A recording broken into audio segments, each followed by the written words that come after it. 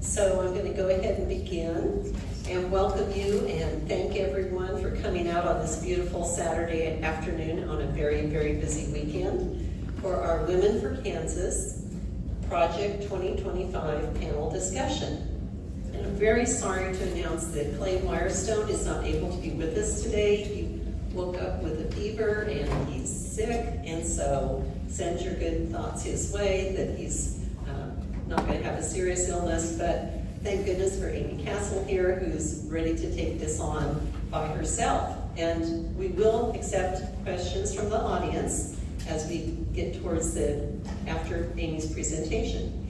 I want to thank the library staff here. They're always so helpful in setting things up for any of our programs. And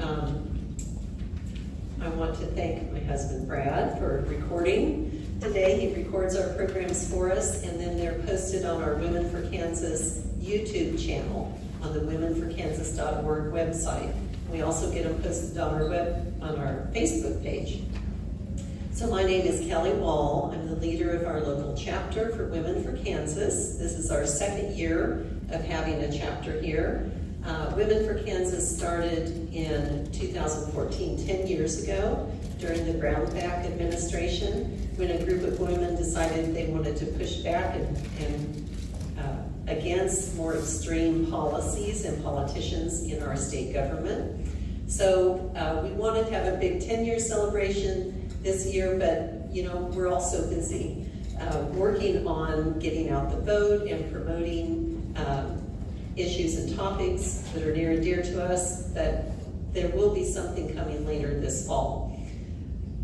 So Women for Kansas does have 13 chapters now across the state, and we have a new virtual chapter, so you're able to log on online and listen to their monthly programs. Our mission statement reads that Women for Kansas the mission is to recruit, motivate, and educate women who will actively participate in electing moderates to public office who will promote moderate policies. And our legislative priorities, and this is on the handout in the back if anyone's interested, as well as the little yellow gold cards. Our legislative priorities are to have a fair tax system that adequately funds public services, a court system free from political influence, equal rights for all citizens, separation of church and state. These are some hallmark of our democracy kind of goals, aren't they? Advocacy of healthcare rights and opportunities, equal access for immigrant families, sensible gun legislation, reproductive rights, preservation of excellence in public schools and higher education, recognition of and support for arts as vital to our quality of life, and protection of our environment. So those are our legislative priorities. If these are your shared values, I invite you to join us. We have a sign-in sheet. You can leave your email and you can be added to our weekly newsletter, news you can use. And there's some cards there with information about how to become a dues-paying member. All are welcome. And we do have the YouTube channel on our womenforkansas.org website that you can watch past programs. Monday night we had a Douglas County DA forum, and that's already been posted and is up. And this afternoon's program is as well. So you can tell anyone who missed the event where to find more information. Immediately following our Project 2025 panel discussion, we're collaborating with Laurel Birchfield of Mainstream Civic Engagement. Laurel, if you wanted to come up and say anything about Mainstream, they're meeting downstairs in meeting room C from 2 to 4, and Laurel's going to tell us a little bit about the postcards and anything that we might want to know about Mainstream. Thank you so much. So Mainstream Civic Engagement is the nonpartisan nonprofit arm of Mainstream Coalition. We've been around for 31 years, based out of Johnson County, but we work statewide, and we actually work on a lot of the same issues as Women for Kansas. So I'm really grateful that we could be here today to partner on this and educate folks about Project 2025. After this event, we are going to have postcards available. They are just standard size postcards that we're sending out to Kansas voters who may not have heard about Project 2025 and may not know all of the things that Dr. Castle is going to educate you all on today. So we're looking for folks to help us get the word out. So if you're interested in sticking around writing some postcards, I have names and addresses of folks right here in Lawrence who could benefit from receiving that information. Or you can take the cards with you and send them out to people who you think might like to know a little bit more. But again, thank you so much, and thank you for letting us be here today. So right now, the importance of this election is calling for all hands on deck and working together across our grassroots organizations to preserve our democracy, and that's exactly what we're doing with Main Street.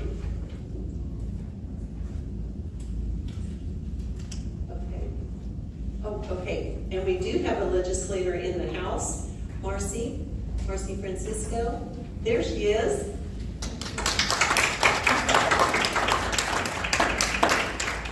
I'm sitting at the back because I brought postcards for me to write out while this is going on, but I will be listening. Okay, she's double tasking. And she does have a state race right now going on, and you can talk to Marcy afterwards if you want to know more about that. Tomorrow, the League of Women Voters and NAACP of Lawrence are hosting another candidate forum. At 1:30, they'll be hosting candidates for the state school board. And really the issue is if 1 or 2 seats are lost on the state school board to more conservative points of view, we may be dealing with book bans in our state, and so that's a really important issue to become informed about. Also, Thursday, I just got an email from Lawrence Douglas County Public Health, and they're hosting a Douglas County Commissioners Forum Thursday evening from 6 to 7:30 at the Community Health Building on 200 Main Street. So those are some events going on. Also, November 2nd, it's a Saturday from 11 to 1, Kansas Women for Kamala Harris is hosting a women's rally in South Park. There'll be speakers. I believe Amy's going to also be a speaker there. I think Marcy's going to be a speaker there, as well as others, and food trucks and a fun time and a rally. So we encourage you to come there.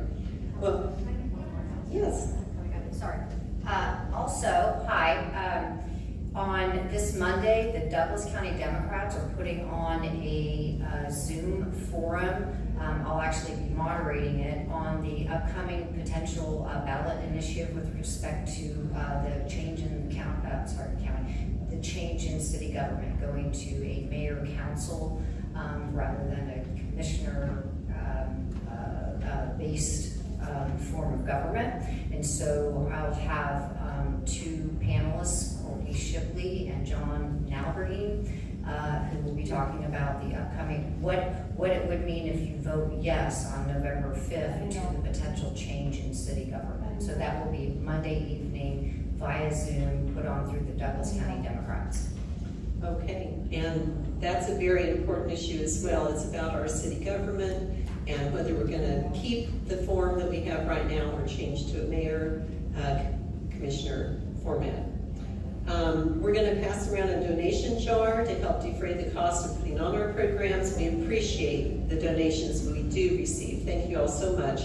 We have buttons and stickers at our table. We have It's Still About No. This refers back to August 2nd, 2022 vote about the no abortion amendment, and Kansas has got pretty famous about that. And we believe that that's still an issue in upcoming elections. And also Kansas Women Vote, and we have some stickers about road rage. So we encourage you to look at those if you're interested. And lastly, Women for Kansas has formed a PAC that has a project right now to mail out 40,000 postcards in targeted districts in our state. These are for state races that we believe we could help change the supermajority that exists in our legislature right now and have a more moderate legislature. And so that's a program going on right now that also still needs some donations. I'm sure if you're like me, you're getting lots of requests for donations. So you have to put priority on where you spend your money, but we appreciate the help that you do give. Okay, we do plan to take questions from the audience this afternoon on the topic of Project 2025, and I would like to introduce Amii Castle. She is going to take on this Project 2025 this afternoon. She's a law professor at KU. She teaches a variety of classes, including constitutional law, through KU's political science department. And before teaching at KU, Amii practiced law for 2 decades in downtown Kansas City. Since moving to Lawrence in 2016, Amii's been active in local, state, and national politics, and she's committed to spreading truthful, accurate information to fellow community members about important political issues. Help me welcome Amii.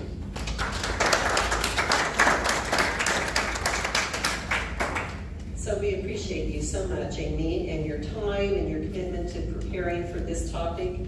And can you just tell us what is Project 2025? What is it all about? Who's behind it? And do we have reason to be concerned? Sure. Well, thank you for having me. First off, I want to apologize for those of you who came to actually see Clay, because Clay is way more famous than I am, right? So my apologies if you're here to actually hear Clay talk, and unfortunately he's ill. So you're here because you've heard of Project 2025, and so just to encapsulate what it is, it's a document that was put together by a very conservative group called the Heritage Foundation. This document is it's over 900 pages. The actual name of the document is called Mandate for Leadership. And so what this document does, it is meant to be a blueprint for the next Trump presidency. And so back when Trump was president, he tried to do a whole bunch of things that Project 2025 actually lays out how to do it. Things like using your Department of Justice for personal gain, or using the military on civilians, or all of the anti-immigrant stuff. So Trump had all these ideas back when he was president. He just didn't have the mechanisms to put all these crazy ideas in place. And so what the Heritage Foundation has been doing is putting together this document for when, on day one, when Trump would take office. I mean, it would be theoretically any conservative president, who's on the ballot for the conservative presidency. And it's literally a blueprint. Day one, these are the things that you should do. And the crazy thing is, when I talk to people who aren't, super informed, and I'm like, okay, well, this Project 2025, it's a 900-page document. And I've heard people say to me in response, oh, it's a 900-page document because they just want to confuse us. Oh, no, it's 900 pages. Because it is so detailed and so specific and so granular as to how to change the policies to further the goals that the Heritage Foundation and the conservative movement and, quite frankly, Christian nationalists are hoping to push. So it's not 900 pages of confusion. It is 900 pages of granular specificity of how to implement this idea of literally Christian nationalism in our government. And so there's some key overview, I should say pillars, if you will, that Project 2025 says that are its goals. So for example, restore the family as the centerpiece of life. That's one of the goals of Project 2025, which sounds great. However, Project 2025 defines a family as biological mother, biological father, and those are the only folks who should be raising kids. The second pillar is dismantling the institutions and norms of our government, and particularly our federal government. And And so what Project 2025 would do, for example, we'll talk about education here in a little bit, but you talk about dismantling institutions. They want to get rid of the Department of Education, like no more Department of Education. And the project envisions a unitary executive government, meaning that pretty much all power rests with the president, and all of the other institutions, Department of Justice, all of those other agencies are beholden to the president. That's what the project envisions. Another tenet or pillar of Project 2025 is immigration, defending our borders, building walls, deporting folks who are here both legally and illegally. So immigration, of course, is a huge part of Project 2025. And then finally, as the project says, to secure our God-given individual rights, which really just translates into tax cuts for the wealthy. So those are pretty much the four pillars of Project 2025. The reason they claim is, or I should say the reasons they claim they wrote this document. This is what we're trying to get to. Thank you, Amy. And with that, I think let's launch into some of the kind of hot issues on everybody's minds. There's been a lot of information out there about federally mandated ban on abortion. Does Project 2025 have anything in there about abortion or reproductive health? Yeah, Project 2025 mentions the word abortion 199 times. So yeah, they are very interested in going after abortion. And at the end of the day, what Project 2025 envisions is to completely get rid of in our country, safe, legal access to abortion care and access to contraceptives. So a couple of things, and I've got some notes up here because the document is over 900 pages. There's just so much. And so I'm an attorney by trade, so I've got notes up here documenting the page numbers where I get this information. So that's why I'm using my notes, just because there is so much information. So a couple of things. First off, the Project 2025 recommends that the Department of Health and Human Services, who oversees, healthcare and abortion care, that department actually be changed, the name, to the Department of Life. And this task force, the sole goal of this task force would be to identify policies and identify policies that will help to end abortion. And so install this pro-life task force and call it a pro-life task force. And what the project says, the goal is to promote the life and health of women and their unborn children.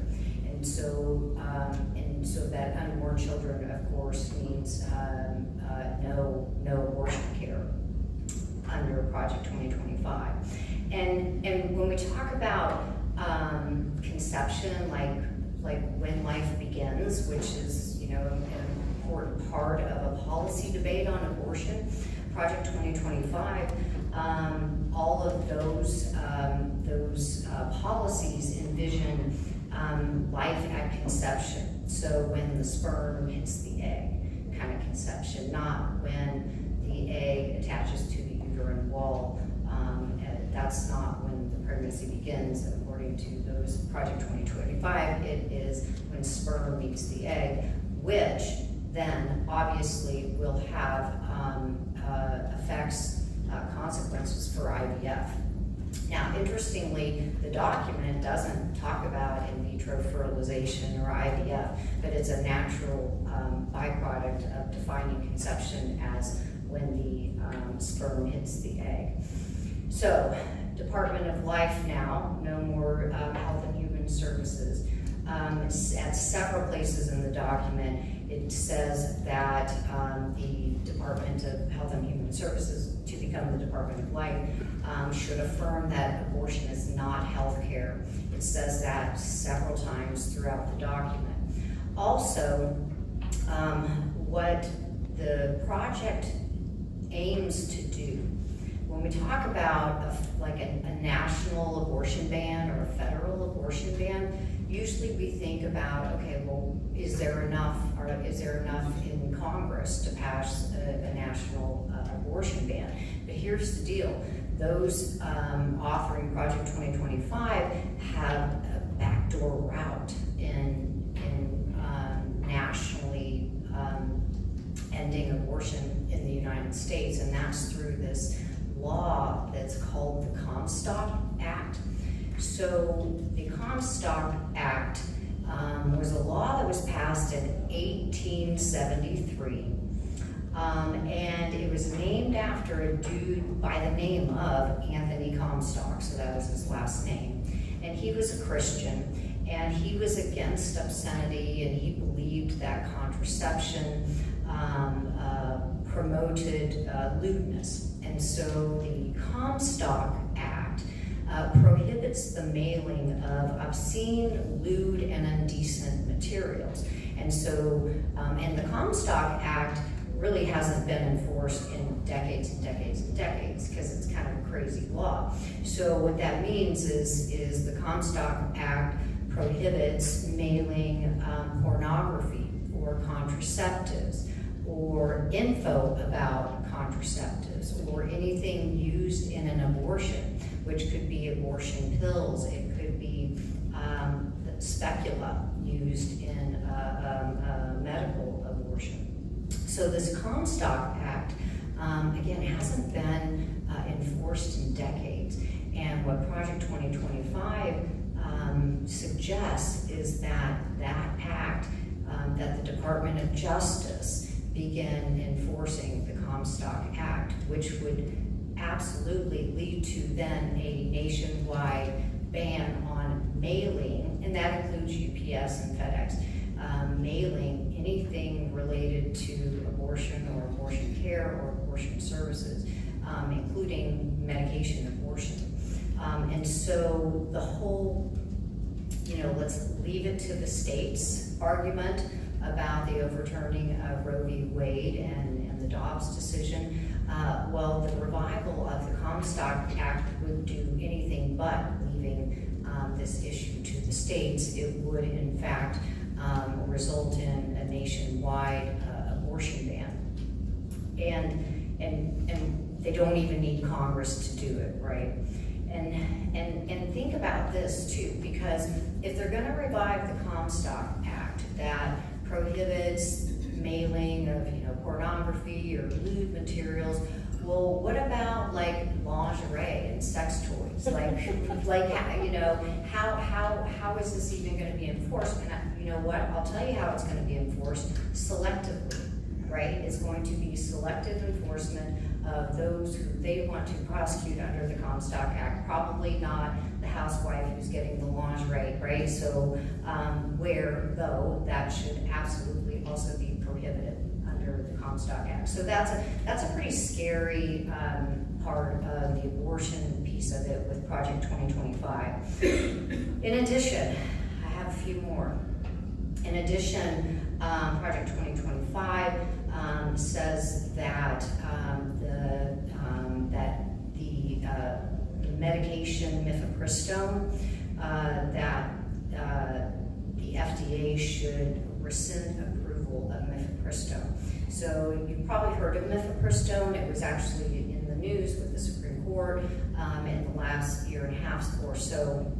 And so mifepristone is one of 2 drugs that are given to women to obtain a medication abortion. You've got mifepristone and misoprostol.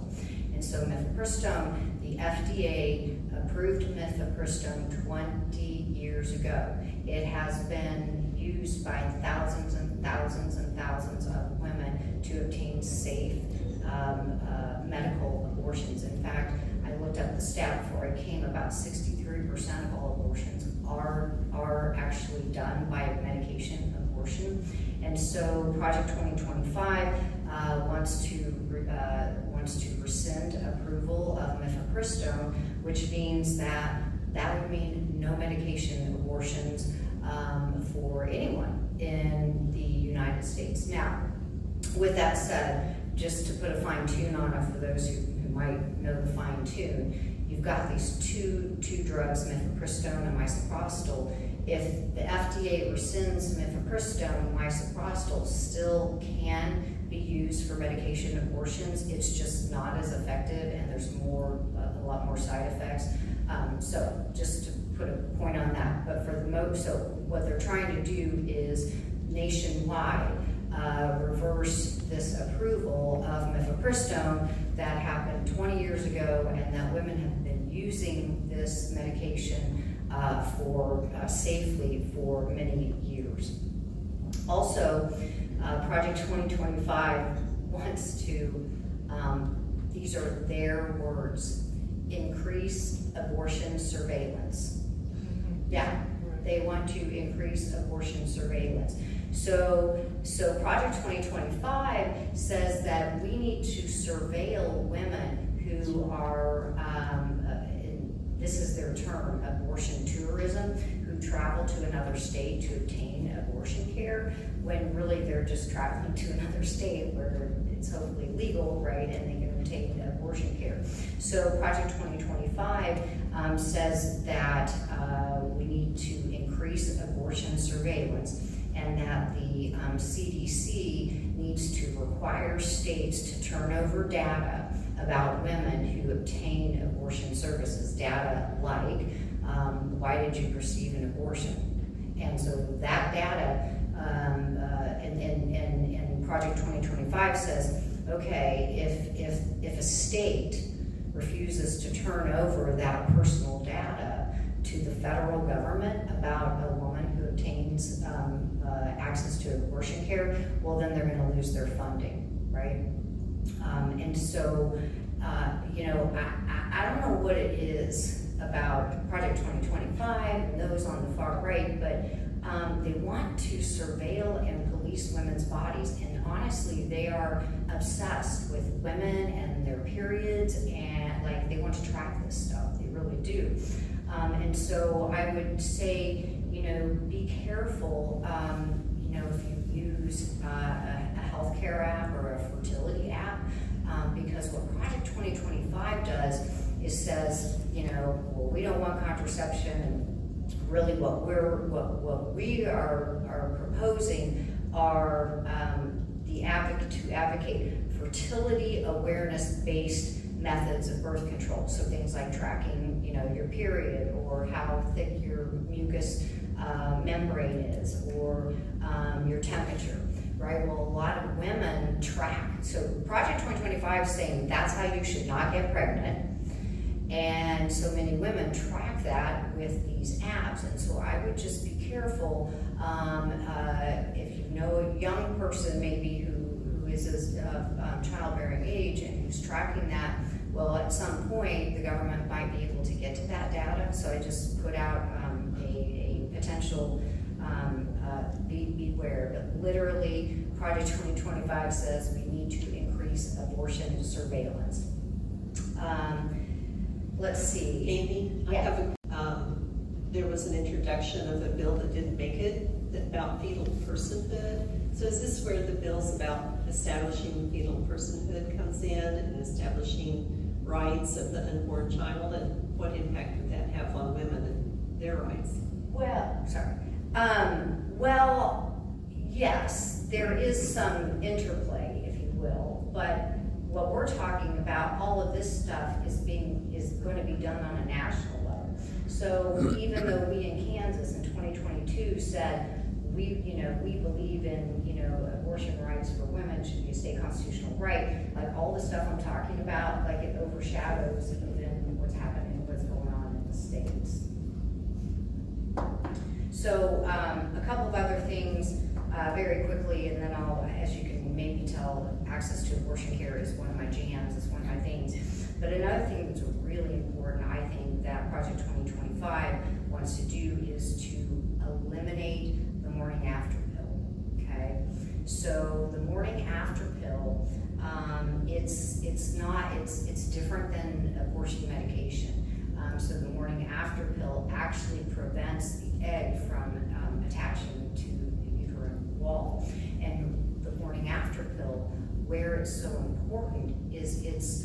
regularly and routinely given to victims of rape.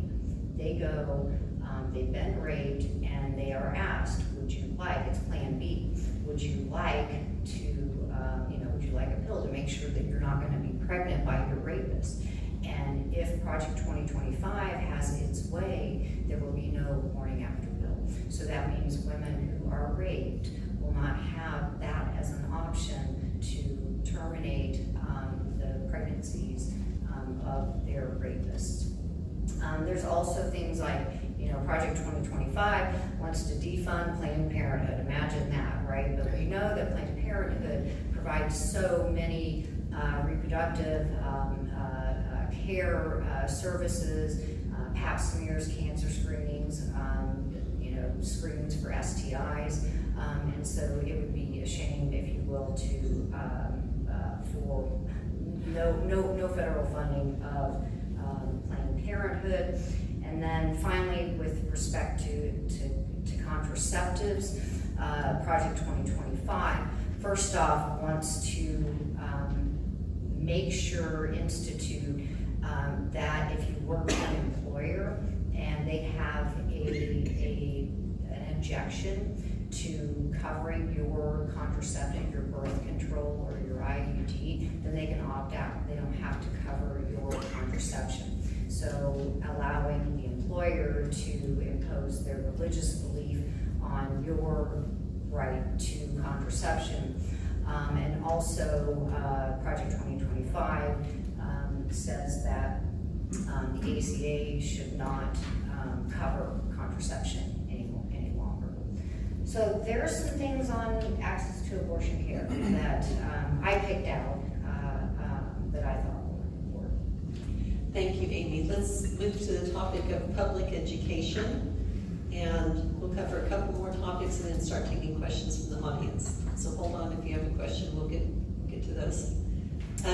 So you mentioned about the elimination of the Department of Education. Are there other things that would be affected in our public education system by Yes. Project 2025? Thanks for asking, Kelly.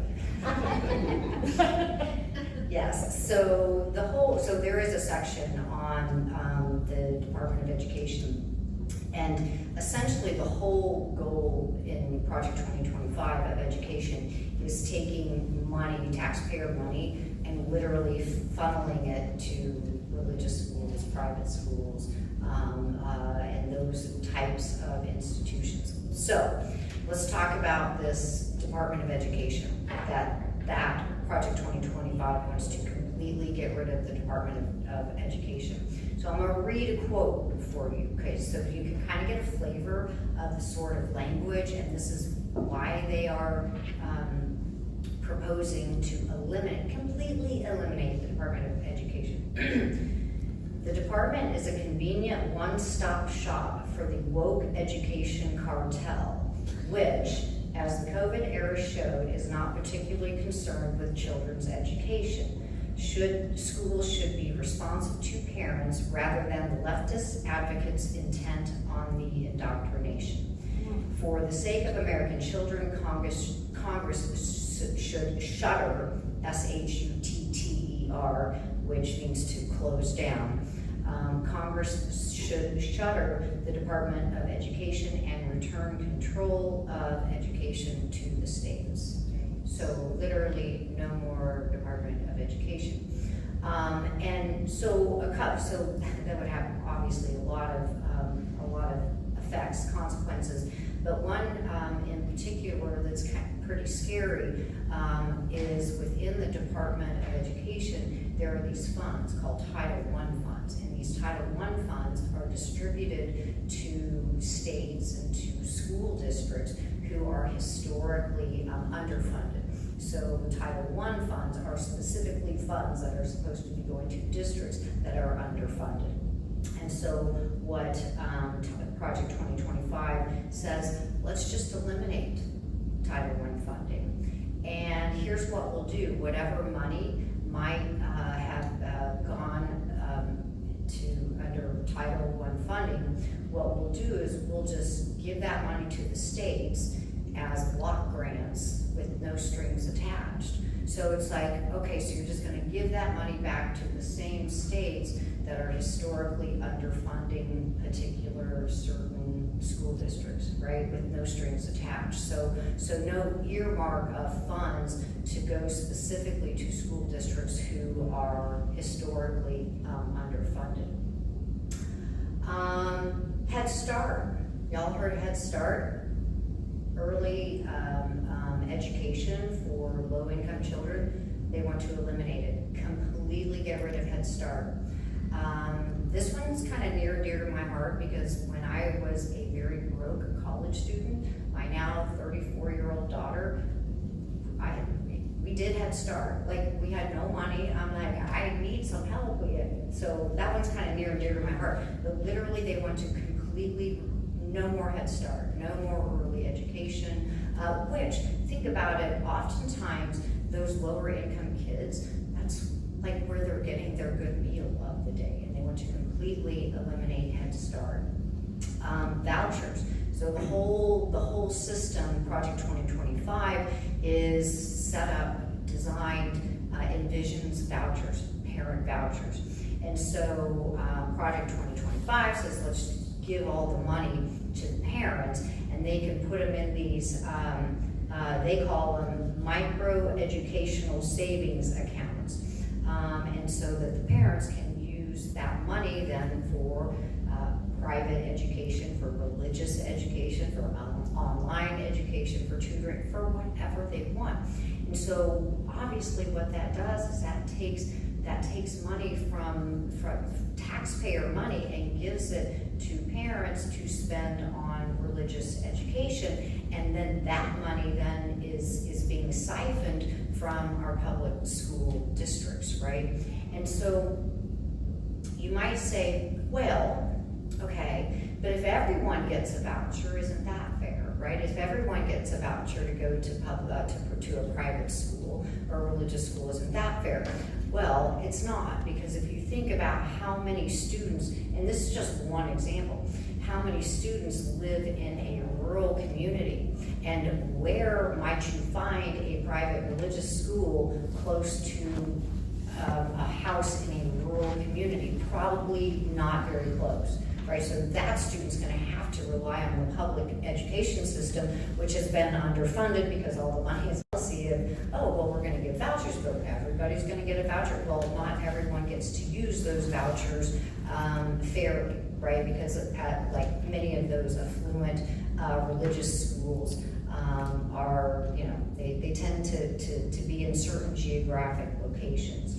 And I would just insert that I believe private schools aren't guaranteed that they'll take all children. Children with behavior disorders or disabilities, I think that Or they're not, queer kids even. that they don't accept everyone. Like public schools take care of everyone. That's a good point. That's a good point. Also on education, talking about student loans for college students. Well, first of all, Project 2025 envisions privatizing the student loan system. Also, Project 2025 says that, suggests that no student loans be given to anyone who is not either a U.S. citizen or a lawful permanent resident. And then it goes on to suggest that weather data, I can't get to that. So I think giving it to the states to collect weather data is sort of a scary thought. Okay, so that's the state. So that's giving it to the state. That's what would happen if we give it to the states. What about if we privatize it? Because those on, many conservatives always like the idea of privatizing. So let's think about how that would actually affect our everyday lives. So right now, there are private weather companies like AccuWeather. There are plenty of private companies who literally get their weather data from NOAA and they make it pretty, and then they distribute it so that it looks pretty and people are following the weather, right? Multi-million-dollar industry. Nothing wrong with that. However, if we privatize NOAA, which is from where these private companies are getting their data, Now they don't have this federal agency from where they're getting their data. And so it's going to be left to them to collect weather data. And if you think about it, if it's a private company who is collecting weather data, that private company is going to look at the markets that are going to make them money, right? And so if weather collection, data collection is profitable, then they'll do it. So what that means is we'll probably lose out on weather data in space, like, right? Because a private company doesn't need to spend money to collect weather data from space because there's not a market that needs that data. And then finally, with respect to privatization and what that would mean, so you think about it, you've got a weather app on your phone, right, that tells you what the weather is. Well, if it's privatized, okay, so we can only get our weather information from private companies, well, you can imagine, you pull up your app, yeah, I'd like to use your private company to get my weather service. Okay, we'll give you that for a fee, right? Now, we'll give you the weather, but if you want warnings, you're gonna have to pay an upgrade. You're gonna have to upgrade your application. You're gonna have to pay more, right? I mean, think about it. In Kansas, if I want a weather app and it says, yeah, we'll tell you when there's a tornado watch, okay, we'll give you a watch, but it's gonna cost you extra. You're gonna have to pay a premium if you want the warning information. Like literally, don't think private companies would do that? Yeah, so it's literally, they could monetize these potential disasters. And who's that gonna hurt? Of course, the poor. So yeah, that's climate. Okay, let's spend just a couple minutes on LGBTQ plus rights, individual rights, and then let's get to the audience questions. This is really deep information, and we have some resources to share with you at the end as well to help you go on and learn more about all of these topics. Right. Okay. Yeah, and I won't get into quite as much detail as I have on the other topics, but do know that the attack throughout the document on LGBTQ plus rights is undeniable, and in particular, a hostility towards trans folks. And in fact, on the very first page 1 of the mandate for leadership, it talks about how transgender folks have they mention pornography and transgender folks, and then what they do throughout the document is they misconflate transgender folks with pornography. Okay, saying basically if you're transgender then you're pornographic, and then later on in the document it says, and so we want to make all pornography illegal.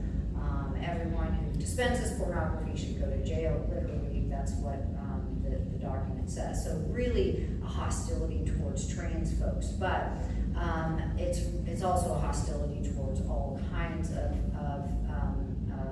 LGBT folks, opposing same-sex marriage, and repealing a lot of protections.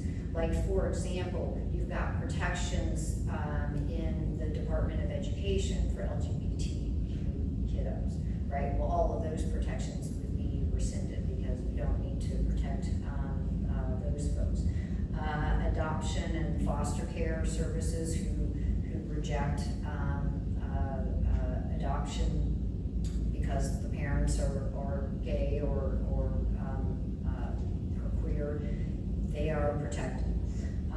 And so essentially it is it's a reversal of all kinds of policies over the course of the years that have been implemented to protect LGBT folks, and in particular the one that I'll end with is discrimination in employment. And so about 4.5 years ago, the Supreme Court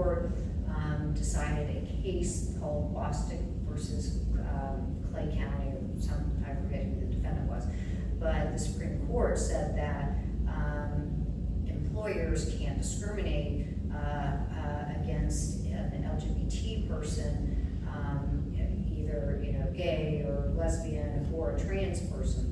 And so there's lots of references in the Project 2025 document that's like they recognize they can't undo the Supreme Court's ruling, right? But all kinds of things to try to chip away at that protection from folks who are LGBTQ from being discriminated in the employment context. Let's thank Amy for her time and effort.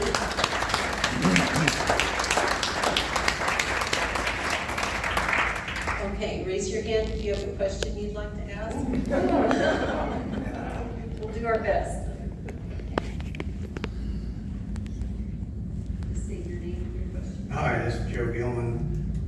Not only do they have all these detailed plans, but also I've heard that they're aiming to recruit like 50,000 people to replace all the federal civil service. And I just want to make one statement on that. My grandfather was in Germany in 1933 after Hitler won his election, and he said it was astonishing how fast everything changed. And that is what I thought of when I heard about these 50,000 people, loyal Trump loyalists. They're working on recruiting. So I can't believe I forgot to mention that, because Kelly and I were, before this, were like, we gotta mention that. I can't believe I forgot. So yes, that is what Project 2025 aims to do. So right now, there are about 4,000 of all of the folks who work in the government. There are about 4,000 who are appointed by the president, okay? And so what Project 2025 would do, and Trump actually tried to do this before he left office in a move called Schedule F. He tried to do this, but was not successful. But basically what Project 2025 wants to do is take about 50,000, not 4,000, but 50,000, what normally would be just bureaucrats, civil service employees, and make them loyalists. Like, you cannot get hired unless you agree to be a loyalist to Donald Trump. And to that end, they actually have a database going where they are collecting names, applications. They have videos that they've made, training videos for people to start on, day one. So that is a really scary aspect of it. I'm so glad you mentioned it, because like think about, like when I was talking about like the EPA. And so what if you had the person collecting the water sample a loyalist of the conservative movement? Like, we don't need, we need some just regular old bureaucrats to run our government, and to massively overhaul our government and install loyalists, and they're already starting the recruitment process of those people. Yeah, Joe's right. Right now, if you go to Project 2025 and look at it, you can put in your name and address and apply, and then the training is described as online, 30 to 90 minutes, with more in-depth training, 1 to 2 days. So you'll be ready on day 1 to replace the civil servants. Okay. Yes, you had a question? My name is Rick Friedman. Thank you for giving this. You said the Comstock Act was from 1873. 2 questions. How has it stayed on the books through 150 years, and how do we get rid of it? Well, there are lots of laws that stay on the books that don't end up getting enforced. So that's not anomalous in that regard. And the only way to get it off the books is to repeal it, which would take Congress saying, 51, it would take just whatever it would take to pass a law in order to repeal it. Does that make sense? Yep.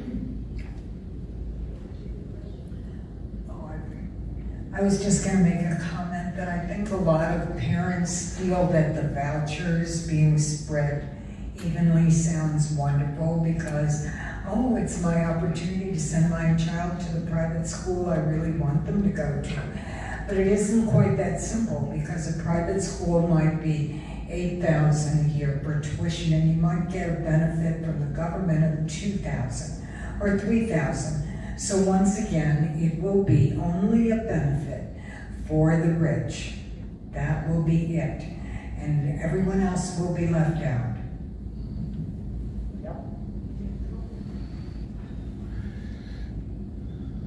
Hi, my name is John Pfeiffer.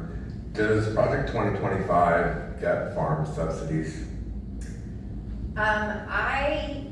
I'm not gonna answer that because that is not one of my areas of expertise in Project 2025, so I don't know.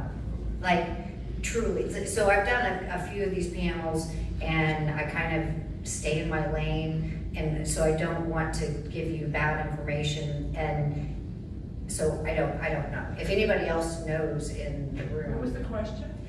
Does Project 2025 end farm subsidies? I think that would be a great question to ask our representative Tracy Vann, and also Paul Busford, who's running for congressional district. Were there other questions? Yeah, and he's on the Ag Committee.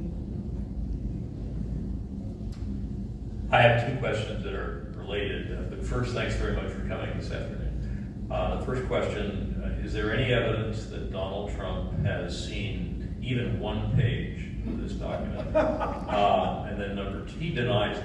And then number two, is there any evidence that he is aware of the entire document and has approved it? So that's a great question, and Trump has ran from it, right, and said, oh, I don't know anything about it. It's disingenuous. If you put the major policies of Project 2025 and you compare them with Trump's own Agenda 47, okay, that's what he calls it. You can go on his website, Agenda 47.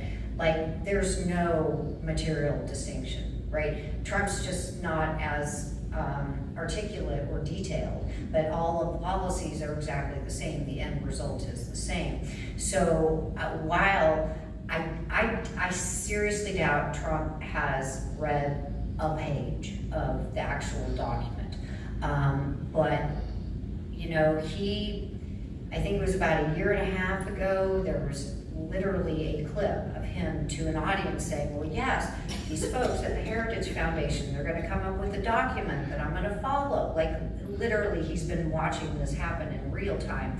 And so there's no, and I know you're a lawyer, so as soon as you said, is there any evidence, right? So I don't have any evidence that Trump actually knows, but he knows. And the people who make things happen know. Like, you know, Trump, he's dangerous and all that stuff, but the dangerous people are the smart people around him, and they absolutely know what, like, they would know to pick up, oh, here's our blueprint. This is, okay, we would get rid of this law, and we would propose this law, we'd get rid of this regulation. I mean, that is how granular it is. So Trump might try to run from it, but the policies, the end goal, the end policies are exactly the same. And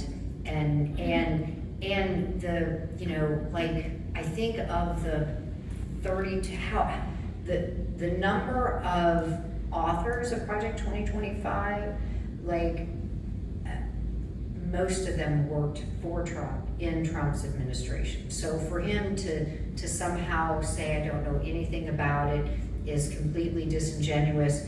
But at the same time, you know, we gotta take his word for it. But here's the thing. So Project 2025, the mandate for leadership, this isn't the first time that a president has been handed a mandate for leadership.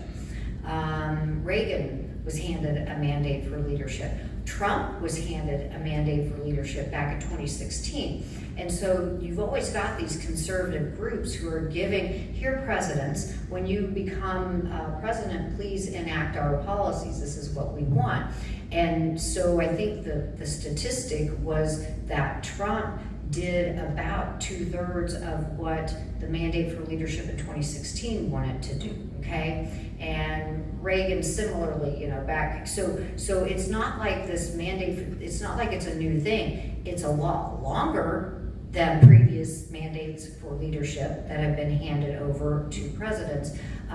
So it's not like President Trump has never seen or heard of this notion that a conservative group is going to give him a document that will give him a blueprint on how to enact conservative policies. Does that make sense?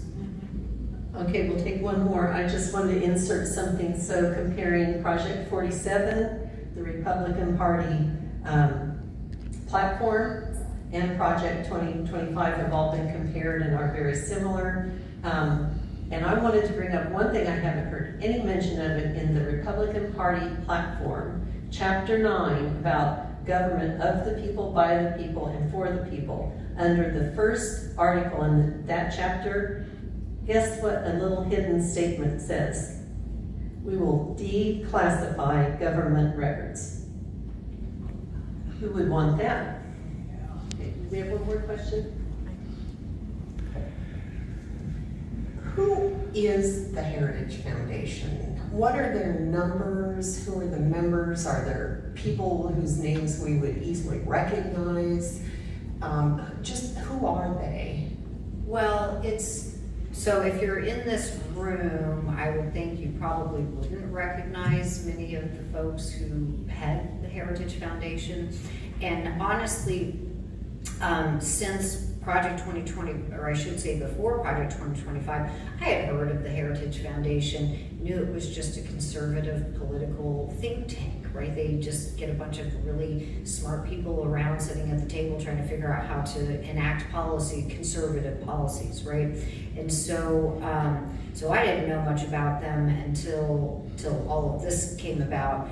And so, I don't know I don't know what their numbers are as far as how many belong to the Heritage Foundation. But again, so many of the if you actually look at the authors who are getting paid by the Heritage Foundation, right? They are former Donald Trump staff, they worked for Donald Trump, all of that. So the Heritage Foundation, generally speaking, is just a huge conservative, they push for certain cases. They'll want to fund certain cases to hopefully get them up to the Supreme Court, right? So they collect money, if you will, and spend money on on their conservative agenda. Does that make sense? Hey, Amy. Okay, let's thank Amy for her time and all of the answers we got here today. Thank you, Amy. So we know that everyone has more questions, and sorry we can't answer them all today. We do have some resources on a handout in the back, and we'll post them on our Facebook page after this event as well. Mainstream civic engagement in their postcard writing party will begin as soon as we're finished here downstairs, so you're welcome to join that. Red, Wine, and Blue is a 501c organization founded by Katie Paris after the 2018 midterm election, operating out of suburban swing districts in the United States. And they have a lot of information about Project 2025. I've copied off some one-sheet little easy explainers that's in the back of the room on the table. You're welcome to take or go to their website. They have a toolkit. There's videos you can watch. There's more information. There's another recorded video, Project 2025 discussion with Heather Cox Richardson on their website. And she is a political historian who uses facts and history to put the news in context. And one of her quotes at the end of that video is basically what we're looking at is, do you believe we're all equal and have a right to control our own destiny, or do you believe some have the right to control us? And she talks about the fear and anxiety that's going on with this and this election, but she also talks about the joy and the energy in being involved in something bigger than ourselves and that it's our turn to step up and defend democracy. So I'd also just say, Women for Kansas is available. We already have another YouTube video recording of Dr. Betsy Wickstrom, who was interviewed about Project 2025, and it's on our YouTube channel. Also, another source you can get involved with here is the League of Women Voters. I just want to encourage everyone to take Michelle Obama's advice and do something. Get involved, support some candidate running for office. And I'm going to leave us today with a quote from Liz Cheney this week. She spoke with Kamala Harris, and a statement she made: help us right the ship of our democracy so that history will say of us, when our time of testing came, we did our duty and we prevailed because we loved our country more. So I encourage you, talk to people, look up resources, and let's get people informed, because you know what, when most people understand, they are with the majority that want to stand for democracy. So let's go out and do something. Thank you all for coming.